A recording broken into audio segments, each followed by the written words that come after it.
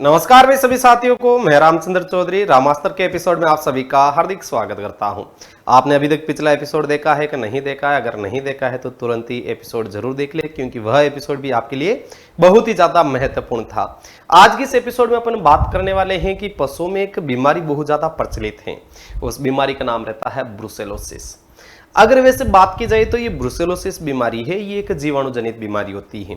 अगर बात की जाए कौन से जीवाणु की वजह से होती है तो ये ब्रुसेला स्पीसीज रहता है, या अपन इसमें ब्रुसेला एवर्ट भी कह सकते हैं। स्पीसीज का मतलब है कि इसकी अलग अलग प्रजातियां पाई जाती हैं।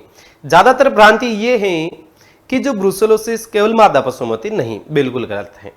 यह जो ब्रुसेलोसिस रहती है नर पशु में भी होता है और मादा पशु में होता है, यानी कि ये दोनों क्या है, एक कंबाइंड बीमारी है। केवल अगर मादा पशु की बीमारी की बात करें तो एक रहती है मिल्क फीवर, एक रहती है थनैला। यह दो ऐसी बीमारियां हैं जो पर्सनल मादा की है, बाकी नर मादा किसी को भी बीमारी लपेट सकती है। इस बीमारी में मादा में होता क्या है कि अबॉर्शन हो जाता है, जिसे अपन कह सकते हैं हिंदी में कि इसमें संक्रामक गर्भपात होता है। तो फिर आपके मायने में आता है सर फिर नर में क्या होता है? मादा में तो संक्रामक गर्भपात का हो रहा है।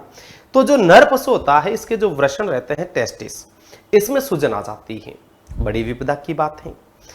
अब देखो, जब इसमें मादा पशु का गर्भ गिर रहा है यानी संक्रामक गर्भपात हो रहा है, तो जब गर्भ गिर जाएगा यानी कि उसका जो गर्भकाल था वह समय पूरा नहीं हुआ। जैसे मान के चलो गाय का जो एवरेज गेस्टेशन पीरियड रहता है 280 दिन, ठीक है। तो 280 दिन ना होकर मान के चलो कि ये 120 दिन बाद में इसमें अबॉर्शन हो गया, तो जो पशु का गर्भाशय है इसमें क्या है, कुछ गंदगी रह जाती है।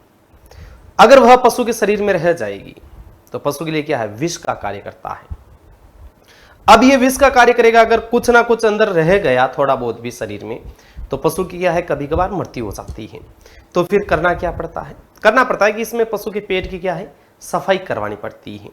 अब पशु के पेट की सफाई इसमें ऐसे नॉर्मल तो व्यक्ति लगभग जो जानकार रहता है इसमें पशुपालन के लिए, जो LSI हो चाहे VO हो, तो ये जनरली तो वैसे इस केस को अटेंड कम करते हैं, लेकिन उनकी तो भाई ये काम है उनका तो मुख्य, तो उनको ये काम करना ही पड़ता है। तो जब यह पशु के गर्भ की सफाई करते हैं तो एक बार इमेजिन करके सोचो कि ये कितनी बड़ी भयंकर बीमारी हो सकती है। जैसे कोरोना बीमारी आई थी, तो कोरोना में किसी बॉडी का अगर दाह संस्कार किया जाता था तो उस बॉडी को लाने वाला व्यक्ति भी क्या है, PP किट पहन के आता था। ठीक उसी प्रकार अगर मादा पशु में यह समस्या आई है ब्रुसेलोसिस की, तो उसके गर्भ की जब सफाई की जाती है तो PP किट पहना जाता है। कारण क्या है PP किट पहनने का?